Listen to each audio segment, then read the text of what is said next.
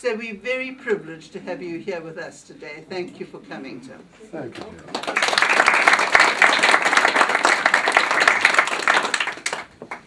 Good afternoon, Probians. See, I learn quick. Probians. I like the word. I like it a great deal as a journalist, particularly because it is, of course, probus is Latin for honesty and integrity. Probity is the closest. And I've always believed that my profession, journalism, is based entirely on those same beliefs. So I feel myself very much amongst people who have the same ideas about integrity and probity. I'm also rather happy just for once to have an audience that is close to my generation. Only a few of you are actually there. Most of you are much younger than that. But at least you'll understand some of the references I make as I go along. So I am very happy to be here, and I'm delighted to be with you this afternoon. Let me introduce cameraman Richard Wicksteed, who is a very famous filmmaker who has lowered himself to just shooting me rather than dashing around the Karoo and Botswana and such places, filming Khoisan people, of which he is an expert. Thank you, Richard. Thank you, Tim. It's good to see you here.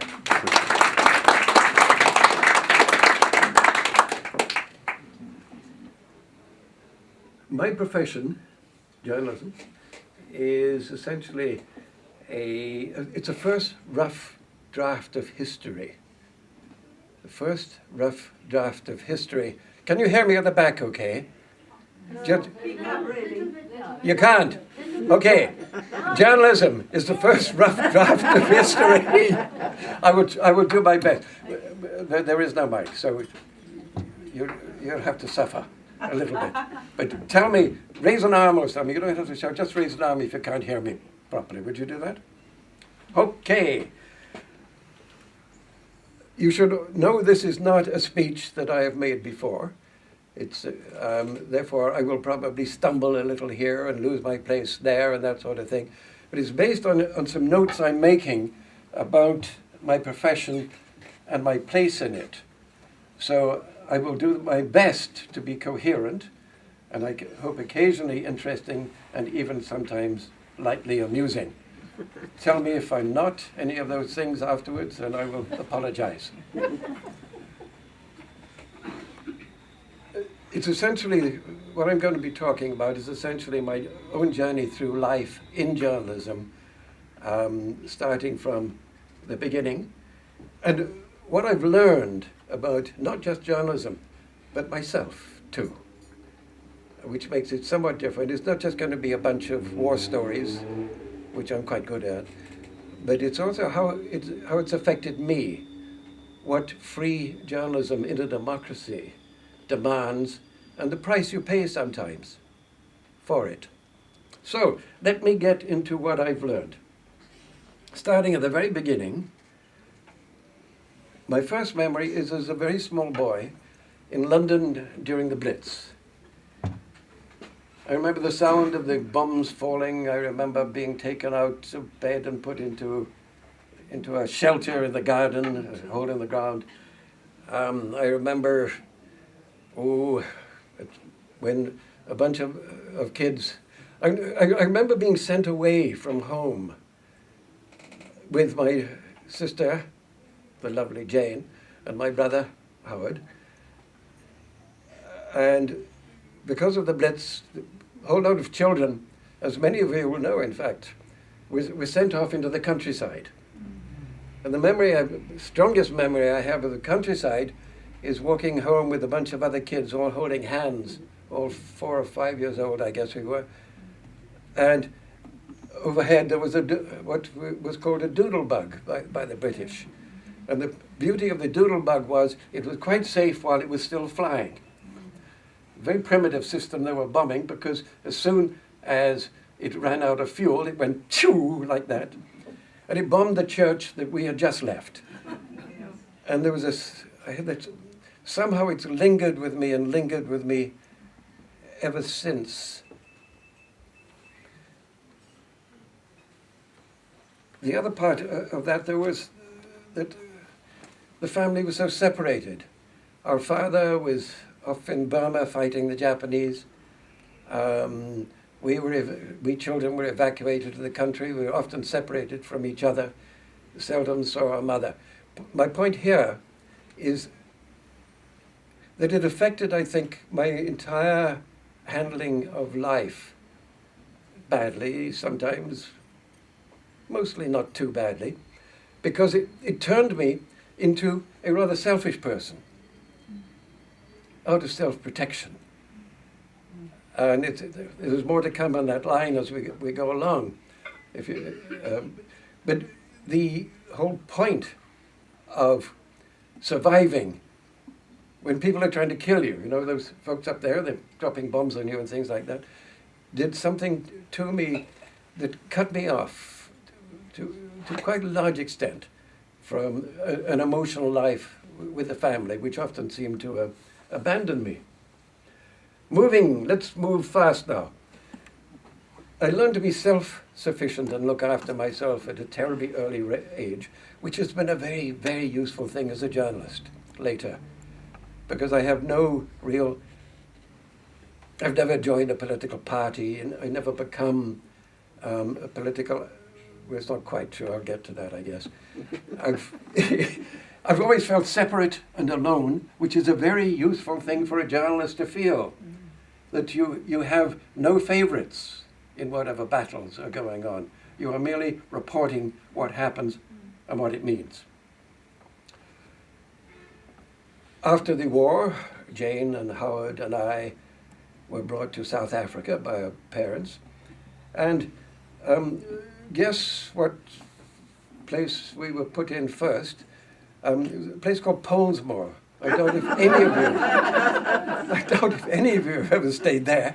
So I do have a particular honor, it seems to me. It was for, after the war, it was for the families of army officers while they were being moved while they were trying to find a way to live outside of such a place.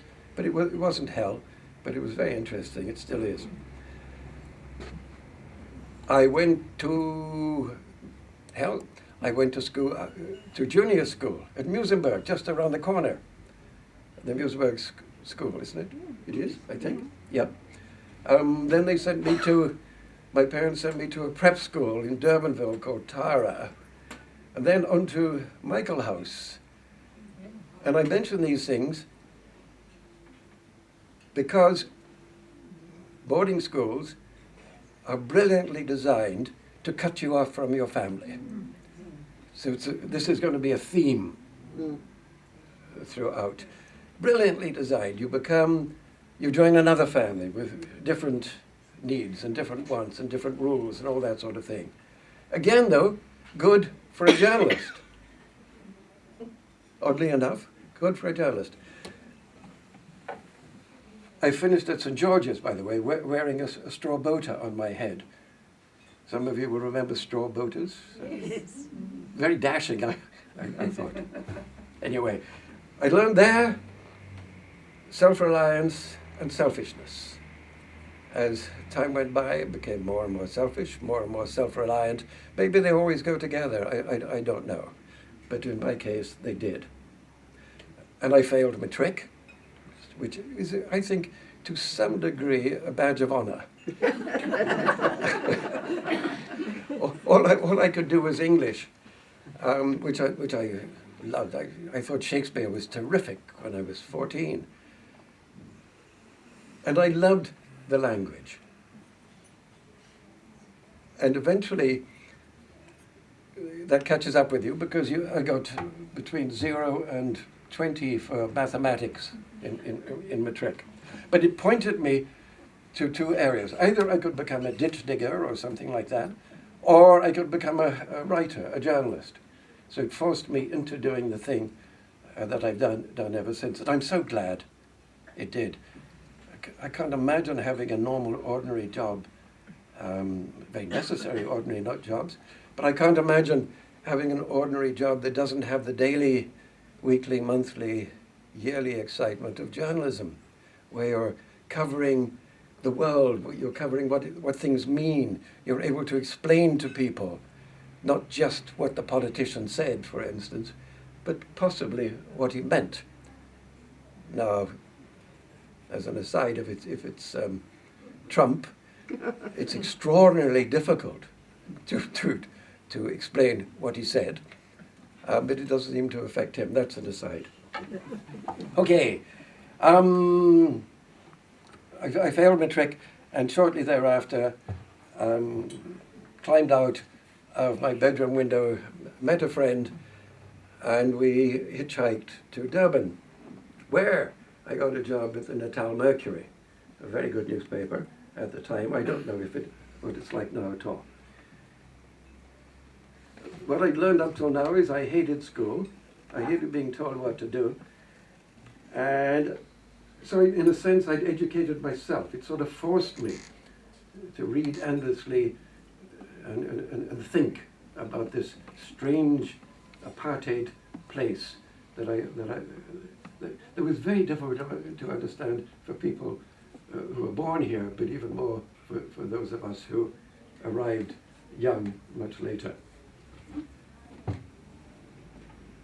By this time, I had almost no emotional ties with my family at all.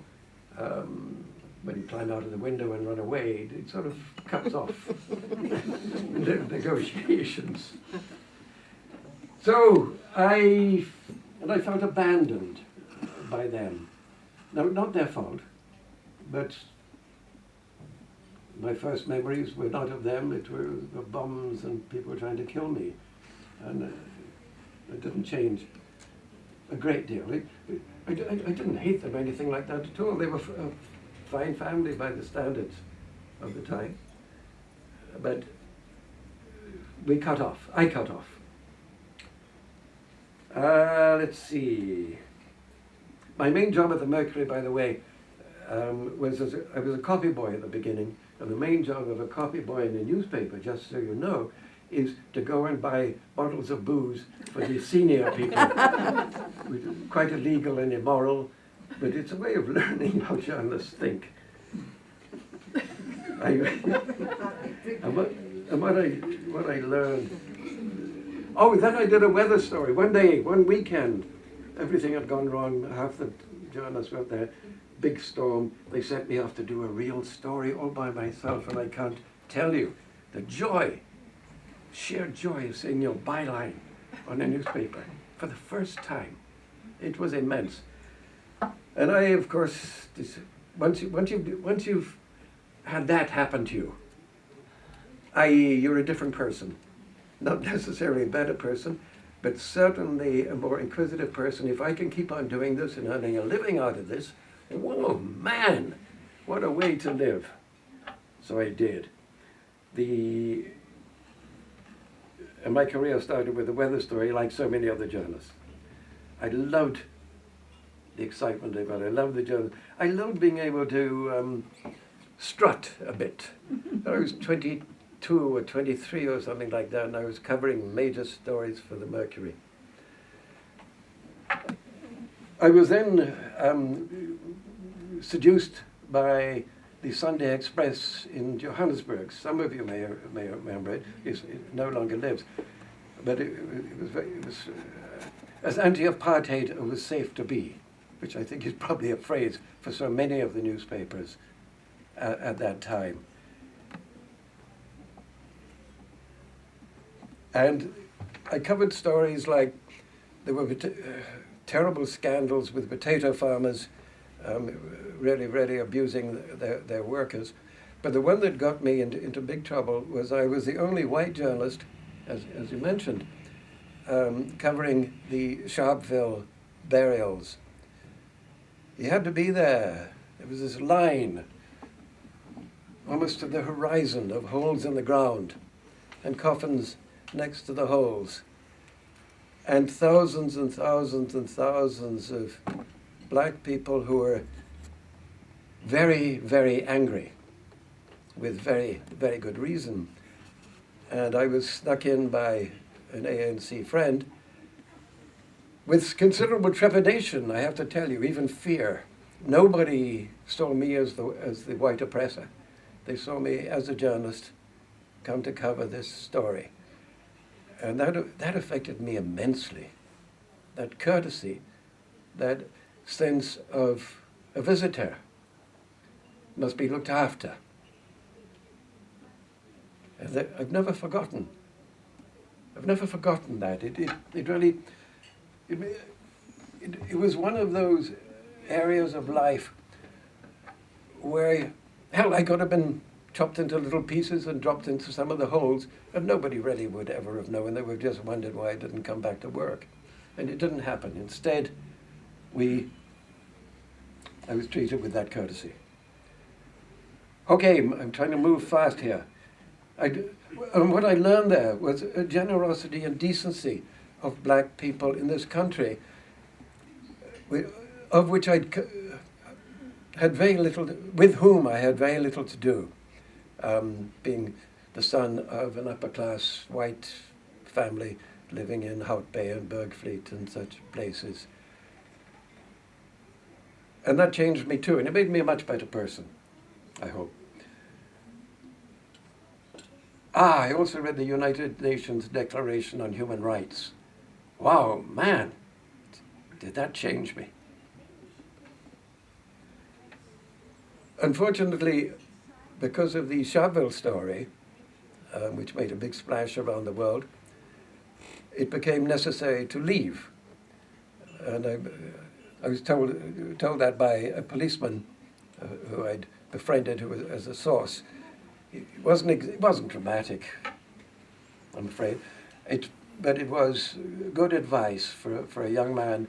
Either I was going to stay in South Africa and try and fight this apartheid thing, or I was going to go off and learn my profession elsewhere. So I went off to learn my profession elsewhere. And I think I was 26 by then. So, to Harare. What year was that? Damned if I know. Honestly. It was in the early 60s, perhaps. I have a blank space with numbers and dates and time. Jane will reinforce that. So I went to Harare just for 6 months, and then to Zambia, because I was invited to help open a television station in Zambia.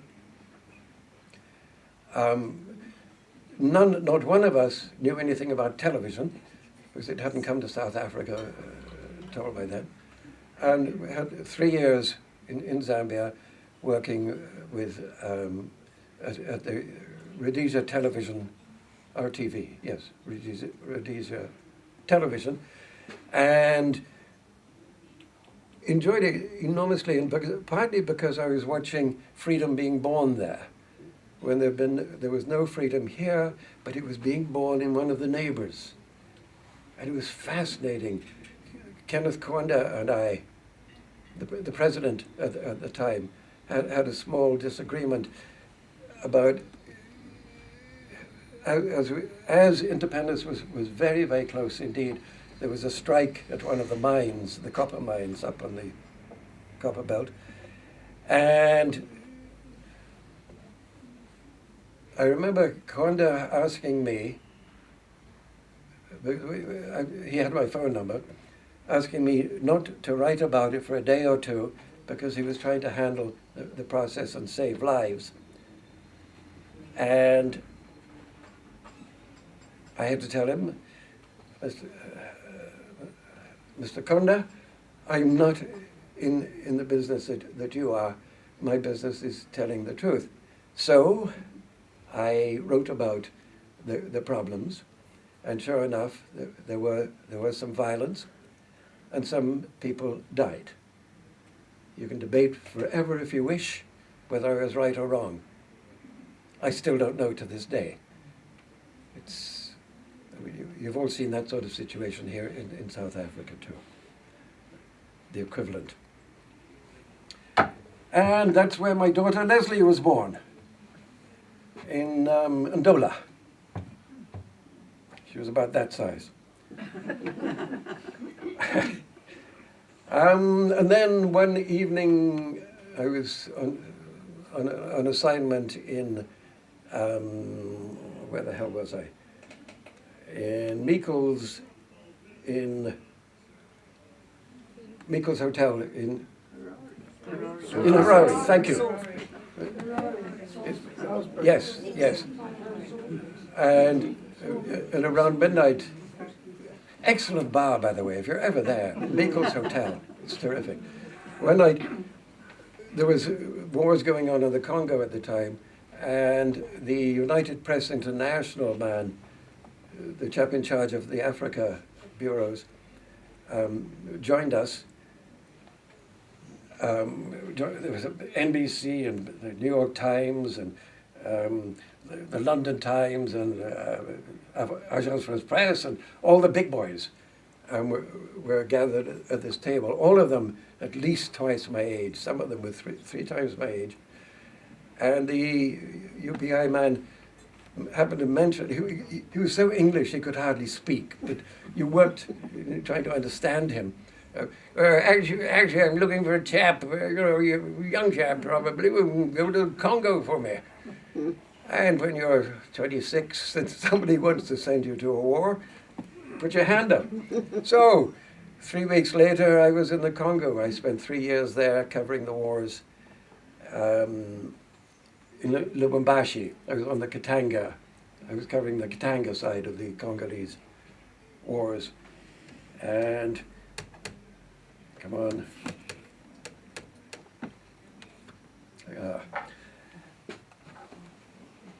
And learned what war is like, and war is not pleasant. War is an absolute abomination in every possible way.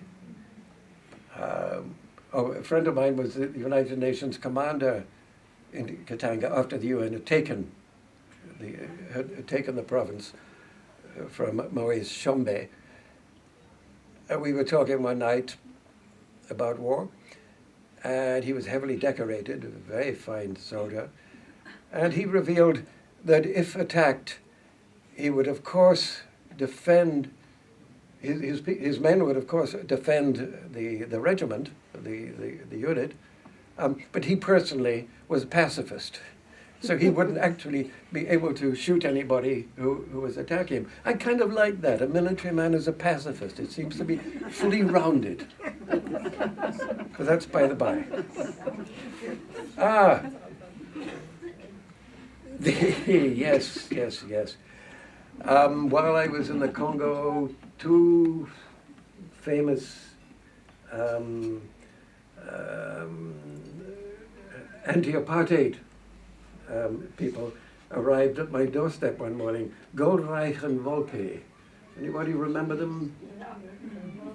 They'd escaped from jail. Goldreich beautifully dressed as a priest. I really liked that. And they were fleeing South Africa. They got to Botswana and they came to Elizabethville and were picked up. There was very little preparation. They met somebody at the airport, and they asked, where can I find somewhere safe to stay? And the chap happened to know me as the UPI, the United Press International man, and brought them to my apartment. And there on the door were these two very, very battered white, for me, old white men. What the hell are you doing here? Anyway, they came in. My wife, Helen, gave them some beer. We talked for hours and hours and hours about the meaning of life and apartheid and Mandela and the Ravonia trial and all that sort of thing. And eventually I got the British consulate to come and pick them up because they could protect them and I could not. There was an enormous reward out for them. The South African government, I can't remember how many zeros it was, but it was enormous. And there I had them in my house. I could have been rich. Ah. But it's something as a journalist, it only occurred to me much later. Hell, I could have been rich. And the problem was I couldn't write the story, so I couldn't even get that comfort, because I pass them on to somebody who passes them on to somebody who passes them on to somebody, and you have to wait for them to emerge in such situations. Keep this in mind if this happens to you. You have to wait for them to emerge publicly before you can write your story, by which time it's a week out of date. So I missed one of the great stories of my career. But one of the great happenings, my son Derek was born in Ndola. So now I have 2 children. What did I learn from war? The horrors.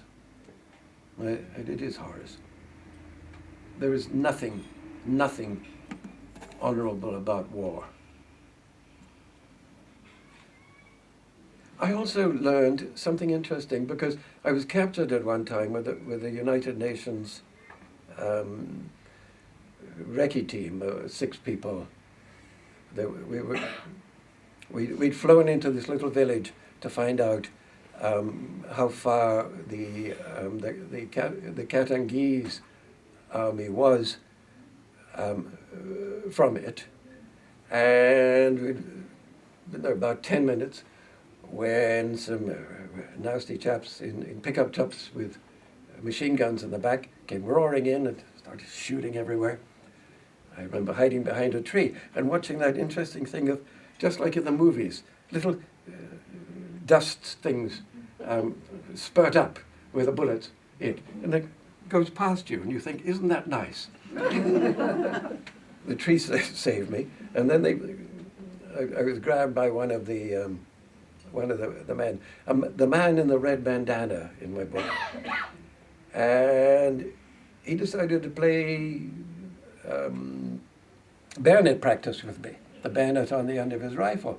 He was jabbing at me. Oh, and he knocked me down, and then he was jabbing at me with the bayonet, and I was flopping over and flopping back and flopping back, and the sun was pouring down, and my colleagues were all captured and sitting in the back of the pickup. And the most extraordinary thing happened. He stopped trying to kill me with a bayonet and let me go back to join my confreres. I thought that was a distinctly honorable thing in a dishonorable war, that one man would do that to another. He could perfectly easily have killed me, easily. That seemed to be the point of it. But he didn't. So I have great respect for the man in the red bandana. And I hope his crops are good, although he's probably long since gone. Interesting to me at the time also was, I was quite brave. I say this not to boast at all, but to try and explain. I realized, I think, that pleading for your life is not only probably pointless, but it's also demeaning. And somehow or other, I was able to look this chap, the man in the red bandana, firmly in the eye, and we somehow made a connection, and he stopped trying to kill me. But I didn't do anything or say anything that was, I guess I used the word demeaning again. I was rather proud afterwards that I had behaved well. You know, chaps are like that.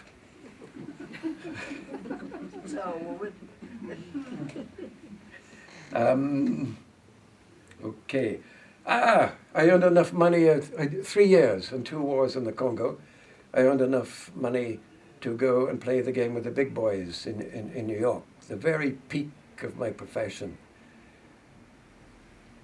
First at ABC, I was a local reporter and producer, and then a network producer, and I stayed with them for about 6 or 7 years.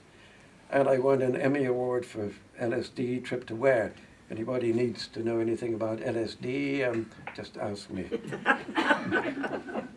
It's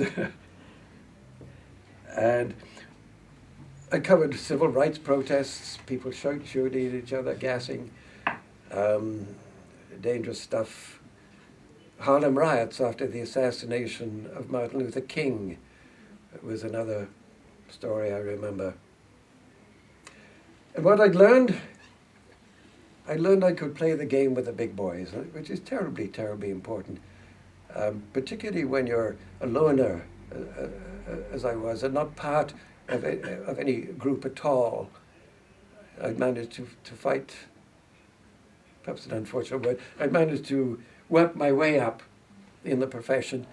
And I was, I think, about 26 at this time.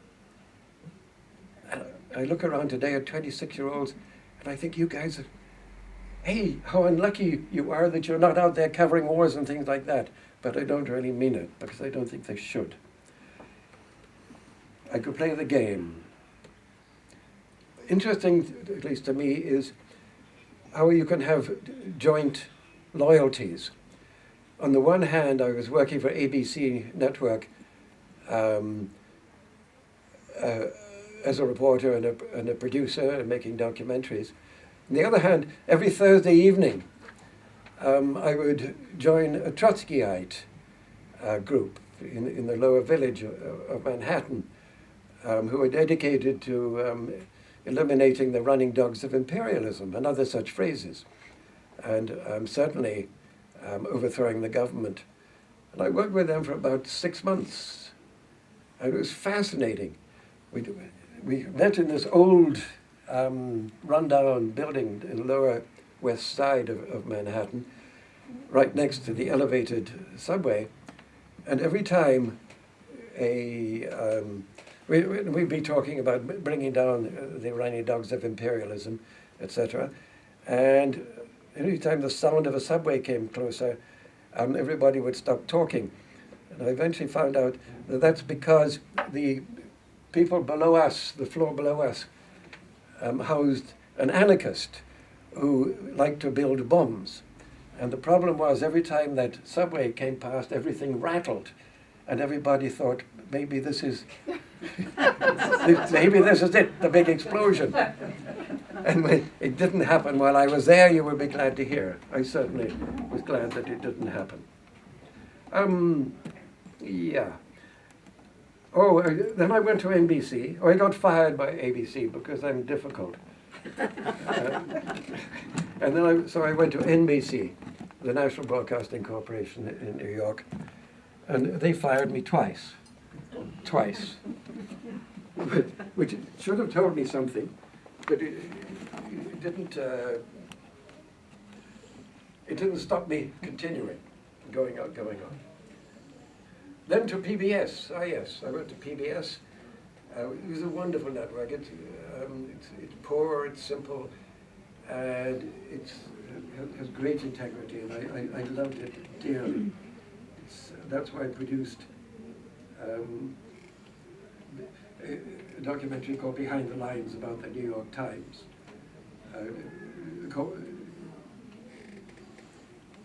Behind the Lines. Oh, yeah, it was called The Great Grey Lady. Sorry, that's what it was. And I won another award there. So, you can play, I'm, late 20s here. I've done a whole lot of stuff that had brought me great satisfaction and great pride. I've survived, certainly, without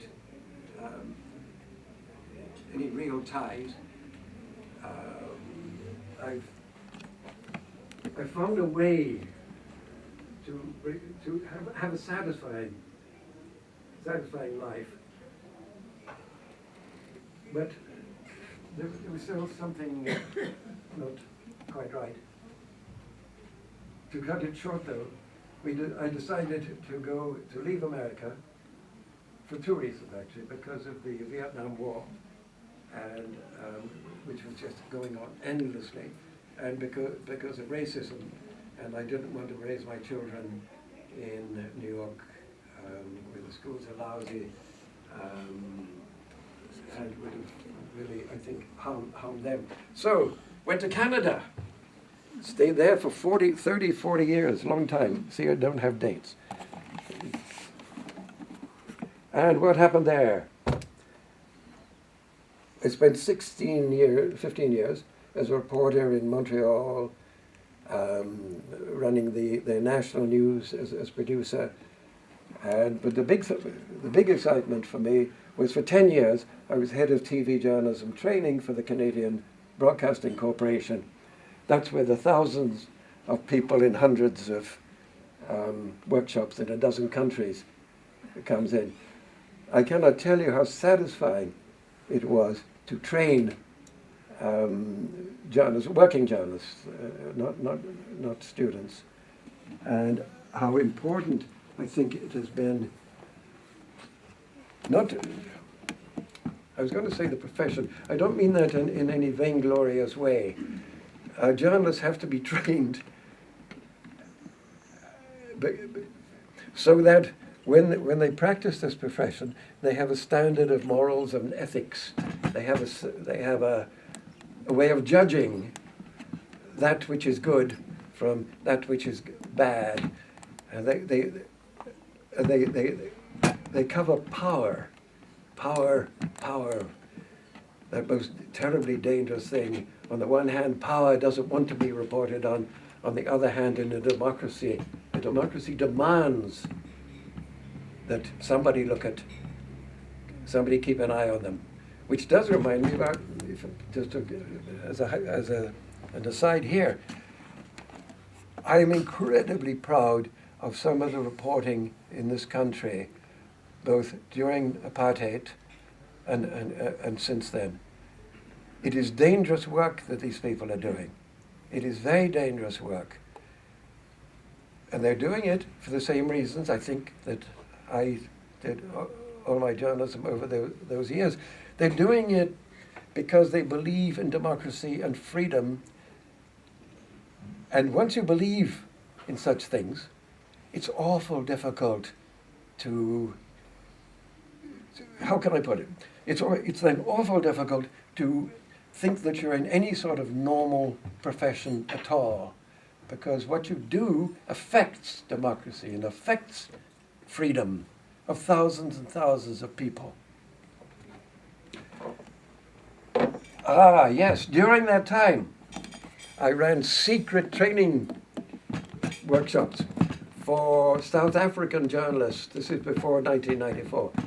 This is 1993. A couple of dozen South African journalists and people who wanted to be journalists were flown over from South Africa to Canada, to Toronto, where I was, and we put them through 6-week training courses, very rigorous. And then they came back here, they filtered back in. Nobody knew about it, there was no publicity. The Canadian government didn't want the South African government to know about it. And out of it came, let me try. Some names you may know or heard of. Sylvia Vollenhoven, who has a film with Josie Gold coming up this weekend, by the way, here in Cape Town. David Nidre, Amina Frenzy, who is for many years a high senior official at the SABC, and John Madison, who was on the new board at the SABC until recently when he quit. The SABC board, they quit to get fired and moved and all that sort of stuff. But I think he spent 6 or 7 months there. My point being that all of them did extraordinarily well. These 4 examples did extraordinarily well at our training courses and became very important in South African journalism. What else? And much more important, we turned, not just our group, but the British and Australians were involved somewhere along the line too. We were able, between 1993 and 1994, to turn the SABC from a state broadcaster essentially a fascist organization, to a public broadcaster, so that the elections could be free. And the election 1994 was free. And it was an example to the whole world that change has happened, can happen, and will happen more. Unfortunately, of course, shortly thereafter, SABC went sliding back from this brand new public broadcaster back to state broadcaster, and is still, of course, suffering from that problem. During that time, I met a man called Nelson Mandela three times.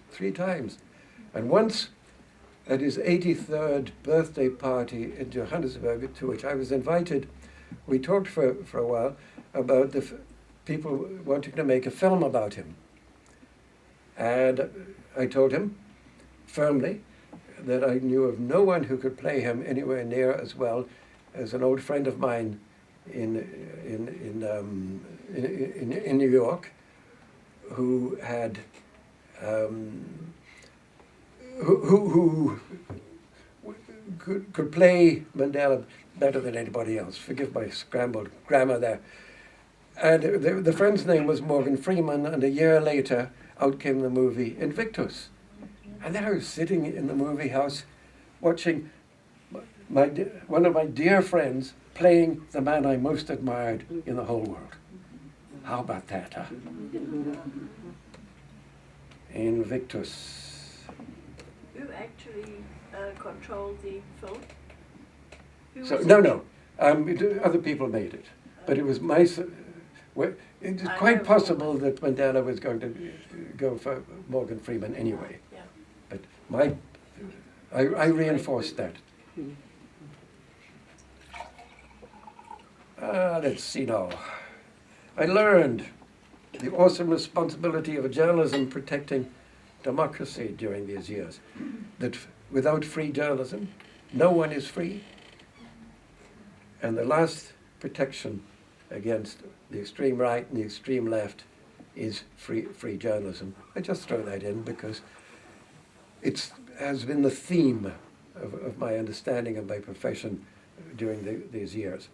And I wrote a book about it called Everything You've Always Wanted to Know About How to Be a TV Journalist in the 21st Century But Didn't Know Who to Ask, or Storytelling and the Anima Factor. Now this room will be particularly interested, I think, in the anima factor, which is Jung's theory of the male and the female. Anima is female, animus is male in Jung's theory. And the whole idea of the book was to try and see the world, through journalism that is not just based on male prejudices, male histories, male priorities, male thinking, but instead to bring in more and more female ideas of looking at this world. You will not be surprised to hear that it didn't change the world, but I think it changed a few people here and there, particularly a few broadcasters. Storytelling and the anima factor. So, what have I learned in this long and winding journey? Frank Sinatra once sang, "Regrets I have a few, but then again, too few to mention." I have lots of regrets. I think I met Sinatra once. He's very angry. I was at a gathering of various celebrities, show business celebrities, interviewing people. And I got a message from Sinatra. He sent a messenger saying that he didn't want to be filmed. And so I sent a message back saying I had no intention of filming him. It's a small thing, but you know, when you've got a Sinatra against you, you do the best you can. I have lots of regrets, unlike him. Because journalism is a cruel mistress too, if you allow it to be. It takes you over. It pulls you away from normal human relationships, in my case, my family relationships, which I regret greatly. But it gave me the freedom to be the loner that I think I am rather naturally, particularly, my mind goes all the way back to the Blitz, to that where I felt abandoned. And it gave me a family, a substitute for my own family. Of course, some of that family business in journalism is hanging around pubs and generally acting in a way that, well, I'll leave that part aside. It gives a family because you're part of something that is so important. Telling truth to power. Telling truth to power. I wrote a column for the Huffington Post a few years ago called Watching the Watchdog. And that was about, obviously, watching journalists who were then watching. It got very complicated.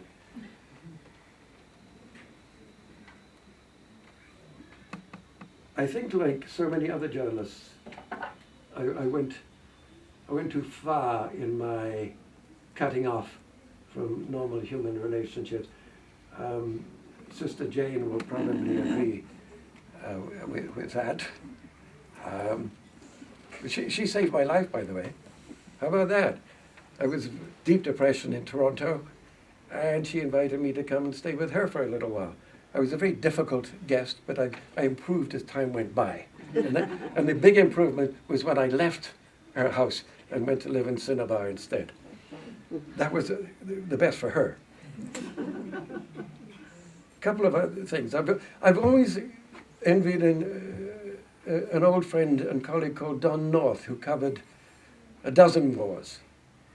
As I wrote in his obituary, he could never resist the thunder of the guns, the thunk, thunk, thunk of the copters, and the noisy, gritty, urgent camaraderie of soldiers and journalists joined in battle. I went on, if there's a heaven for journalists, I know Don will be there at the bar of an evening, and they'll argue about wars and other things that matter, and order another round and toast their comrades gone, and those still working the honourable craft back on earth, and remind them to get the story first, but first to get it right. Don was able to combine family and journalism. I know I've stayed with him, the family, and I've always envied the fact that he could do that. And my two marriages, I wasn't good at it, you know. I think you need a certain kind of man. Jane, stop crying. You need a certain kind of person to practice that thing. I wasn't a particularly good father either. Distant, much like my father and his father. It's tradition in our family and in our part of the culture. That the man's in charge of everything, and the man's the only important part. But I learned very late, but I've learned. I was captured by the excitement, the thrill of covering the world and trying to make sense of it, which doubtless explains why I've been a bachelor for the last 25 years. Because for me, covering wars was not the most dangerous part.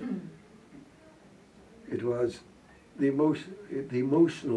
lack of an emotional life. Good for a journalist, but not too good for a human being. And the people I left behind, particularly Derek and Leslie, my children, and the people I loved, and who never got the emotional support that they needed. My emotions went into my profession, and I'm truly sorry. A few words on broadcast journalism. Hang on, I've got to maybe move a little bit here. Yes, you should know that around the world, every year, every week rather, a journalist is killed while on duty. One a week. It's roughly 52 a year, comes up, down a bit. That's our profession. And it's a very honourable profession, but its dangers, as I've tried to explain, are not always the guns and the bullets. They can have very strong human and personal effect too. When the shooting starts, by the way, most people run away from it. Journalists run toward it. That's where we're different from anybody else. So let me end, if I may. I know you're hoping I would. With some words with which I end almost all my broadcast journalism workshops. I'm going to read them. It's called the free marketplace of ideas, which is what we do, we journalists. We serve the free marketplace of ideas. And the free marketplace of ideas is an arena within which any idea can be dropped. Any idea. And it will be judged not by the government, not by the police, not by the church, not by political parties, but by the people. And the idea of the free marketplace of ideas is that the good ideas will be picked up by the people in a democracy, and they will flourish and they will grow, and the people at the same time will look at bad ideas and force them to wither and die. It is our job, we journalists, and nobody else's, to keep this free marketplace of ideas free and open and honorable. And I thank you very much for listening to me.